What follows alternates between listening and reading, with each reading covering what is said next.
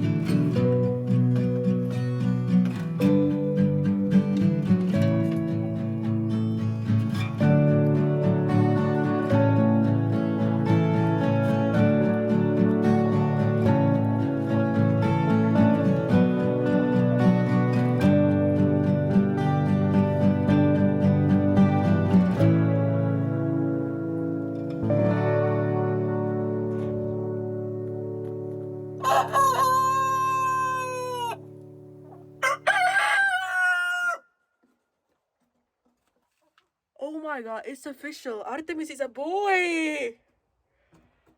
Artemis is actually a boy! No!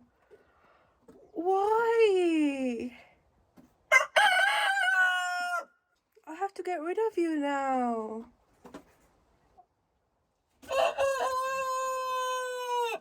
Like, literally, he was born May 10th. And this is like the middle of October, and this is the first time that he's crowing. And now he's not stopping. So now he and Robert are having a crowing battle. Which means that it's only a matter of time before one of them kicks the other's ass. And that's bad. That's bad for flock health. So I have to try and get him rehomed really fast. And rehoming roosters in the autumn is pretty much impossible, so he might have to become soup. So we are now at the 2-hour mark with this. Looks like they're ignoring one eye, but they're doing well. We are now about 8 hours or 7 hours in, and they have reached the center. You've done so well. I'm gonna give them the entire pumpkin. I'm gonna cut it open.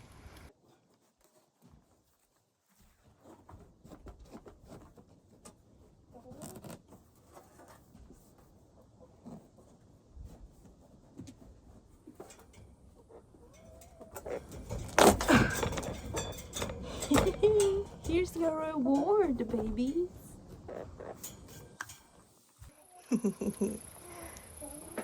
Payment for a job well done. Good afternoon. I have good news and I have bad news.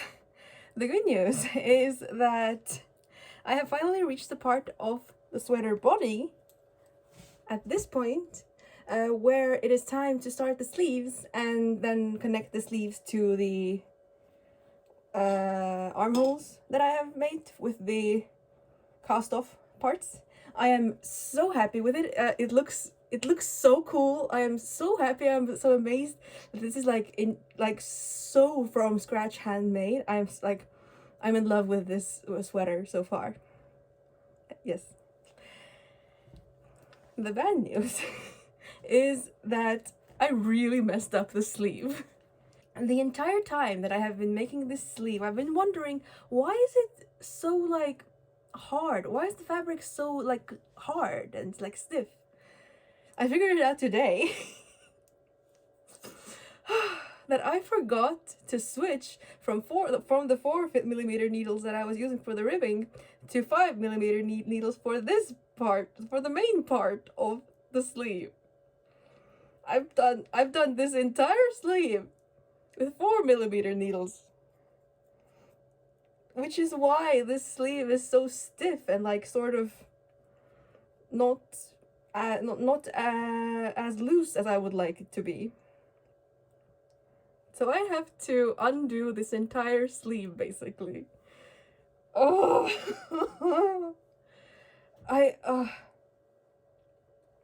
and it was going so well. This sleeve was looking so pretty. Although not from behind. Like, this is where I've done the increases, and like the increases make the patterns like super wonky. So maybe this is my second chance to attempt to make the patterns like less wonky from the increase parts. In any case, yeah, it hurts my soul, but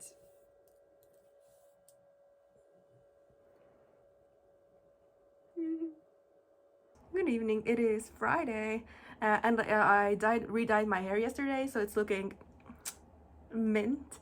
And also, my face is red around here because for some reason I've been drooling at night, and then it gets stuck in my sleep apnea mask, and then it just like wrecks my skin until it comes off. So yeah, that's a situation that we have going on.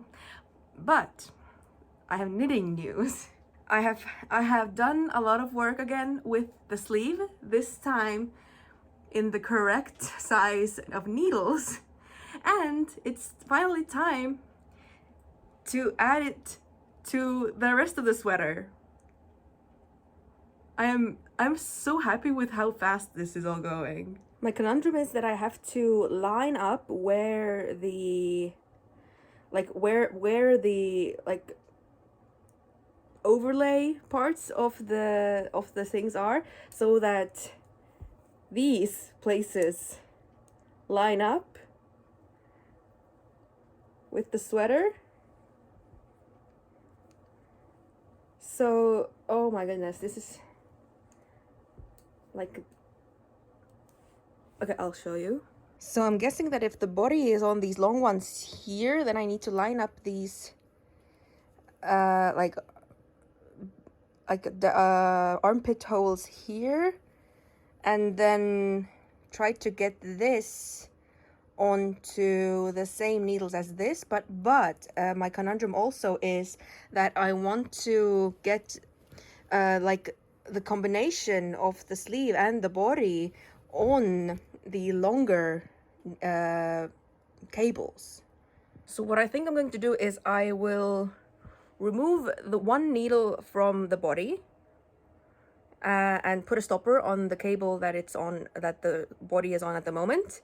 Then use that needle and the longer cable to pick up the stitches from this, and then put the cable through half of the body so that the break in the cable is sitting at the underside of the other sleeve. And then I will be postponing the rest of the difficult part, because I will have to have the next sleeve ready for that. So yeah, I will do that. So now the situation is, I'm covering my toes with this pillow because feet are not for free. Okay, the situation is that this will be the left arm. This is the front and this is the back.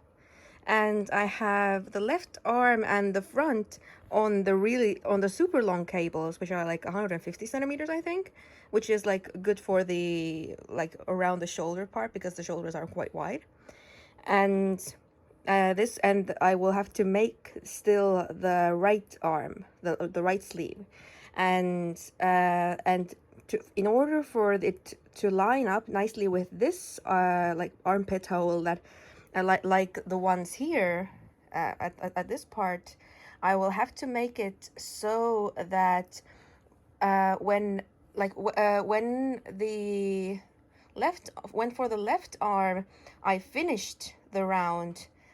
Wait, I started around like I started around putting down these stitches, or like however you call it, like ending these stitches here. Then on the right arm I will have to do the opposite, so I will have to finish around with the like fit with like the end stitches, so that the ending of that sleeve, or like what I mean by the ending is like that this part with the loose string of the sleeve will be here and not here. Yes. But now it's just time to relax, kick back, and make another sleeve. Correctly on the first time, I would prefer this time though. Today will be a bit of a sad day, because today will be the day that Artemis goes to a new home. I've been pretty worried ever since I found out that Artemis crows. I've been pretty worried that maybe him and Robert will start like fighting, and I'm not, and if they did fight, then I am not sure that would be a fight that Robert could win, because he's a lot smaller than Artemis is. And I mean, there are other reasons as well why I don't want to have another rooster in the flock, especially Artemis, who is like a big one. One of them being that if he starts trying to mount the silkies, then he might break their legs, because he's just so much larger and heavier than the silkies are. So that's like a safety concern. And I'm pretty sure that Robert is like at the top end of what the silkies can handle, because Robert is like he's a leg bar by breed, and he's like a smaller sort of rooster. But Artemis is an Orpington, and Orpingtons are chunky, which is why I love them. I love Orpingtons, but Orpington roosters on silky hens, no, that's dangerous. Here's a size comparison of the two. There's Robert and there's Artemis. As you can see, Artemis is chunky. But I'm glad that Artemis gets a chance to be a proper flock rooster instead of just soup, because he's like uncommonly friendly for a rooster, in my opinion. Because I mean, you've seen how he just sits on my lap if I put him there, and basically he doesn't really act like a rooster. That's why I he acts way more friendly than a rooster would. That's why I have been so like unsure about whether or not he's a rooster or not. But yeah, crowing is like the surefire way to tell. So sometime today you will get picked up, and we will go to a new home, and you will have new ladies. Yeah. And Artemis has also never attacked me. Like the only way in which he has shown violence against me is just if I start to touch him, or if I do touch him, then he will gently peck at me to like make it known that he does not like that.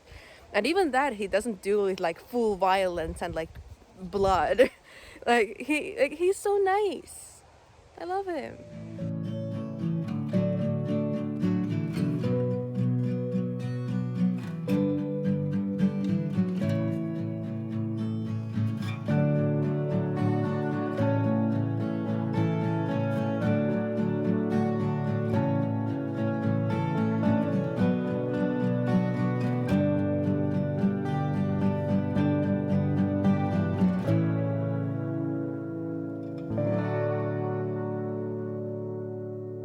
The sweater is progressing so nicely. I have absolutely zoomed past Sleeve Island, and my second sleeve is almost done. I have like maybe 8 more rows to do, and like there is one thing that I am like unsure about, and that is like where exactly what is the right place to do the sleeve increases, because like you want the sleeve to be sort of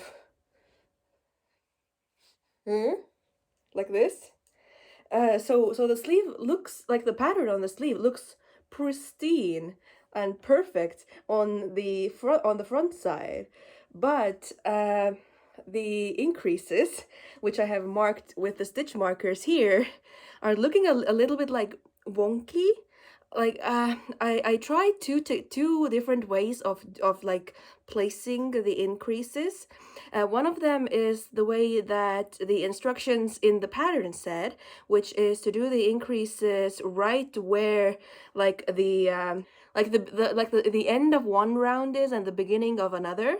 So if the round starts here, then you can see that the end point of the previous round has gone like sort of diagonally across the sleeve.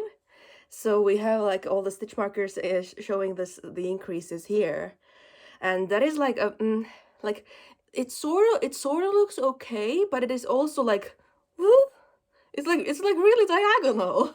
I'm not sure if like I'm not sure if I like this way of doing it. Like it doesn't really matter because this is going to be the part of the sleeve that's going to be like against my body, so no one's going to see it ever.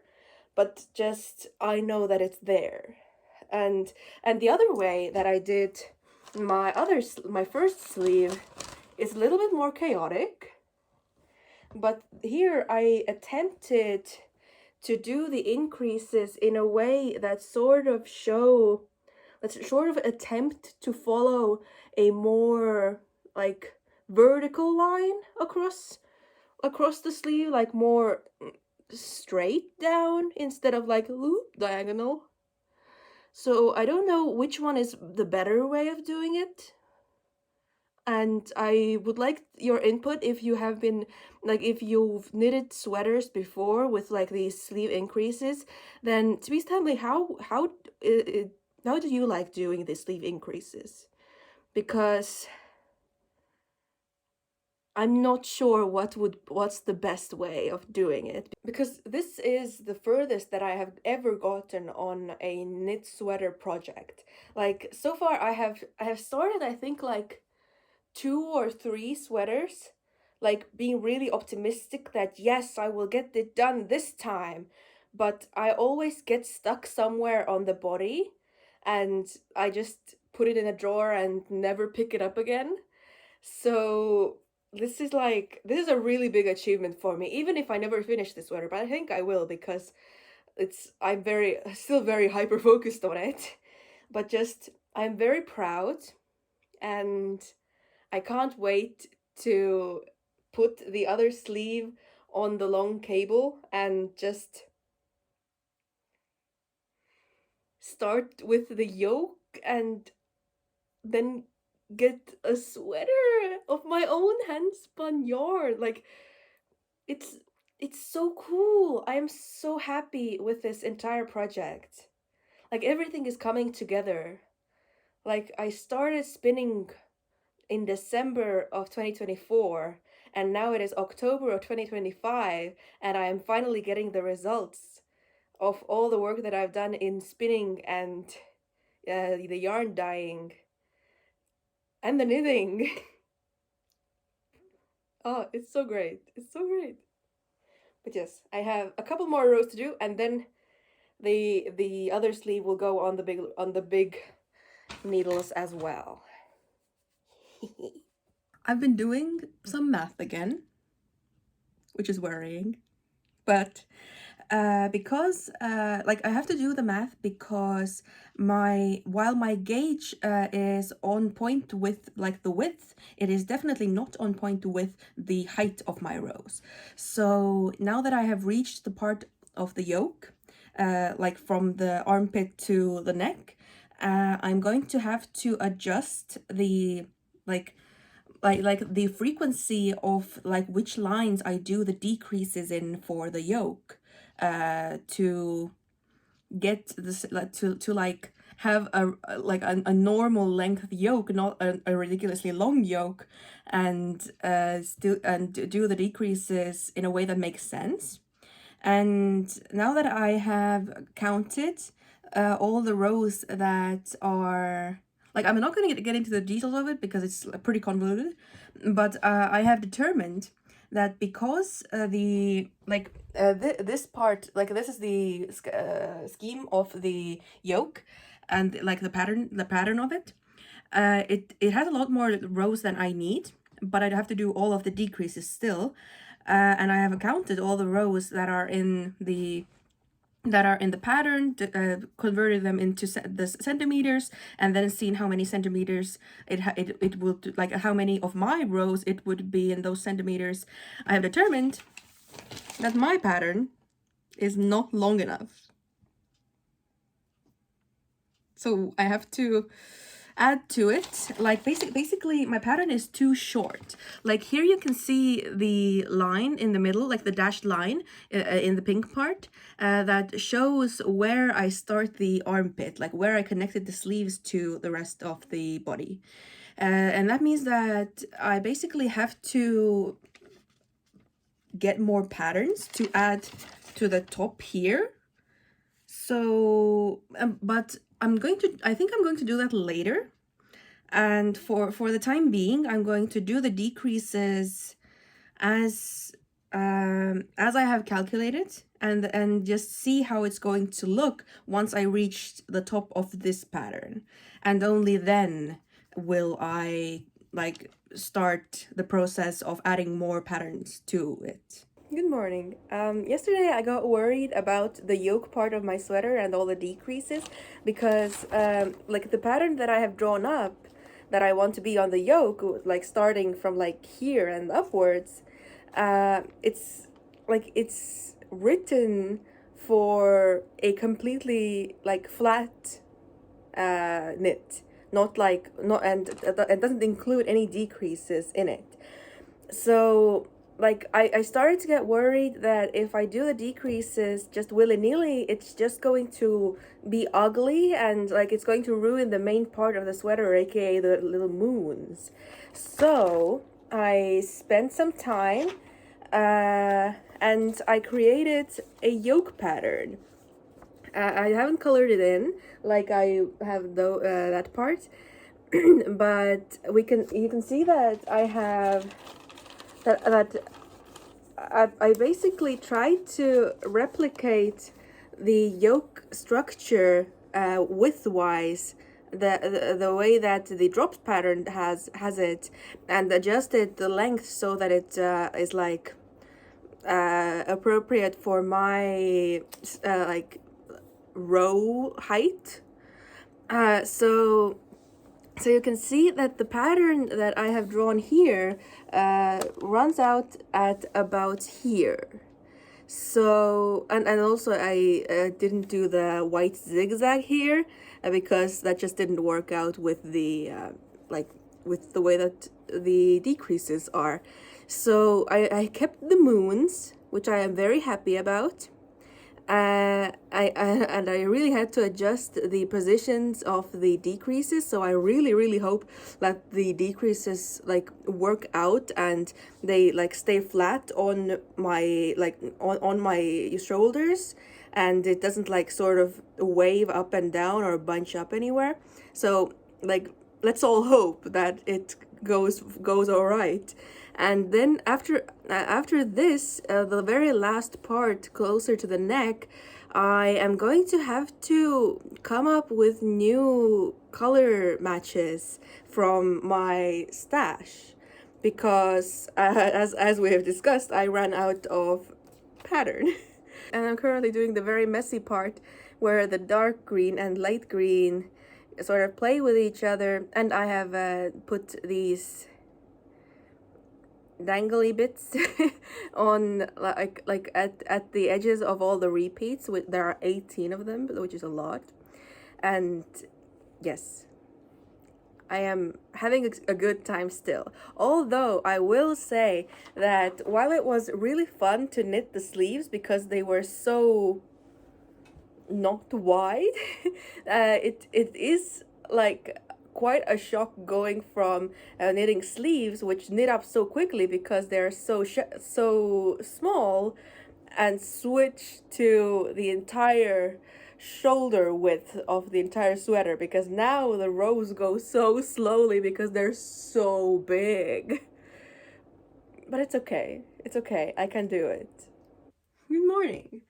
I am coming to the realization that I am not going to be finishing this sweater in this video, unfortunately, but it will definitely get done in the next one. Like, I am doing such good progress, I'll show you. Like I did just switch to an even smaller cord, so it's a bit bunched up.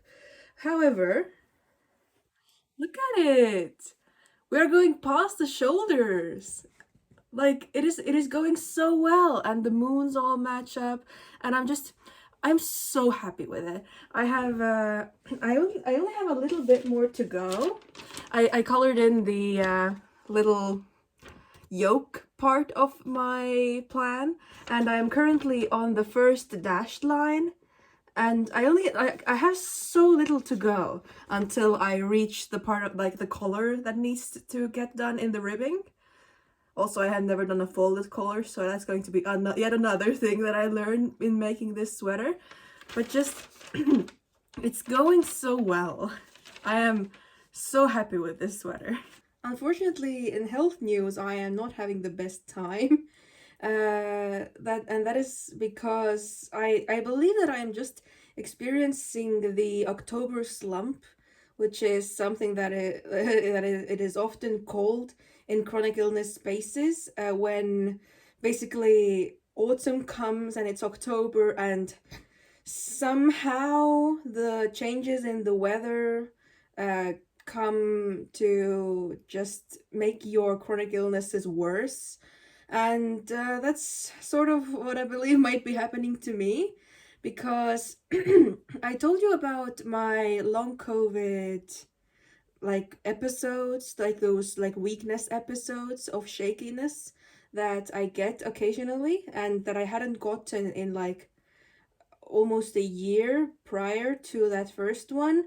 And this week I experienced another one. So that's 2 episodes in 2 weeks, which is the exact same frequency of them that I had when they first started happening and before I got treatment for them.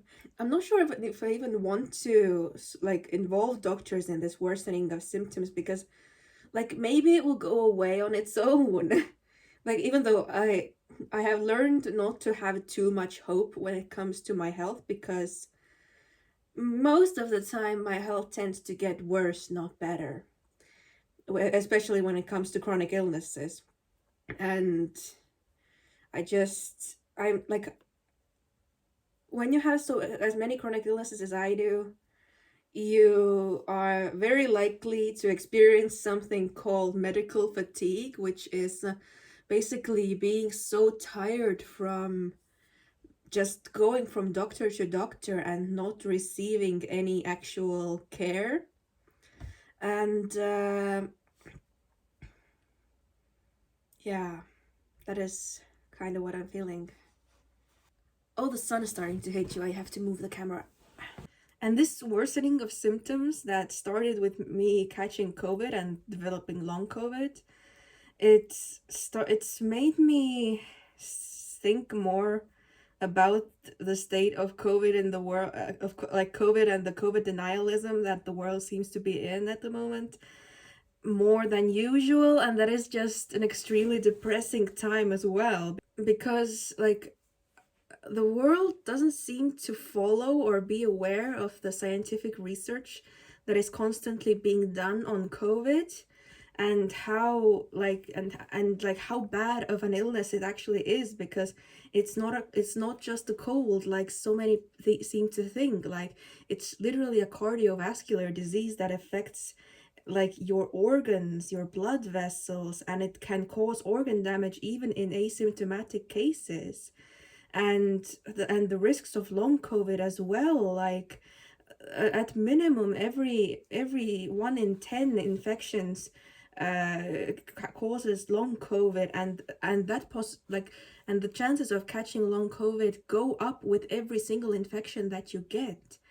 So and there is an incredible percentage of people who already have long COVID, and I just and since so many just seem to chalk it up to, I don't know, getting older or something, they don't even realize that they have long COVID, and it doesn't help with the awareness of how bad COVID is. That it's just I I can't wait for the time that the world realizes that COVID is a serious issue and we need to do something about it, because it is just out there disabling so many people. And like, I mean, there was a US paper that actually found that the long COVID has become the #1 childhood chronic illness, and surpassed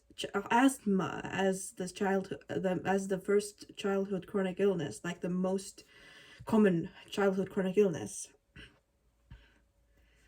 And that's horrible that people are just accepting that as the new norm.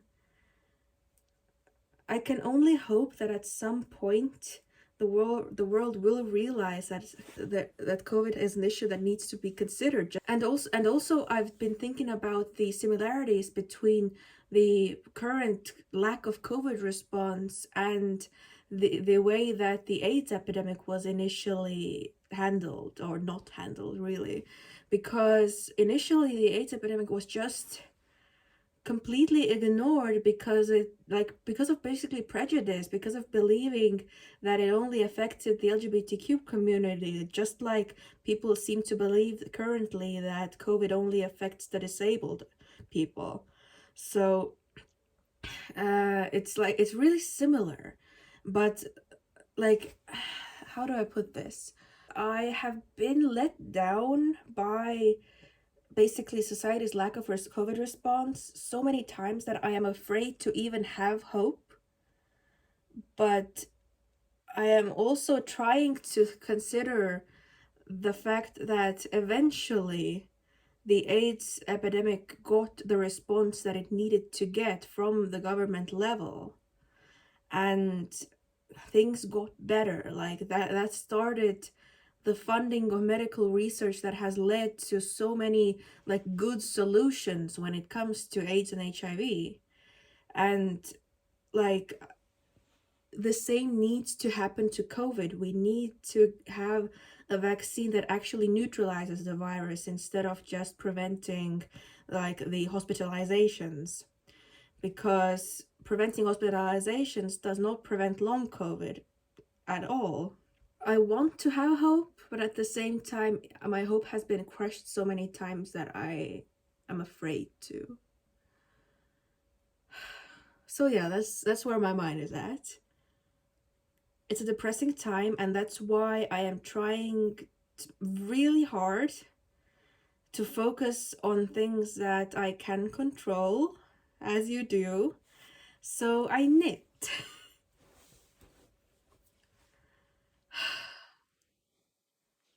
But it doesn't really make it easier. Sometimes I wish I could live in the same cognitive dissonance that the society is living in when it comes to COVID. But also, I don't want to live in denial like they do. I hope this wasn't too depressing of an ending to the video. Because like, my life is good if you don't look at the COVID stuff. The COVID stuff is a huge part of my life, but I am trying to make the best of like the time that I have, and it should be okay. But yes, I hope that you have enjoyed seeing the chickens and the knitting and this brief glimpse into my mindset currently, and I hope that I will see you in the next video. Bye!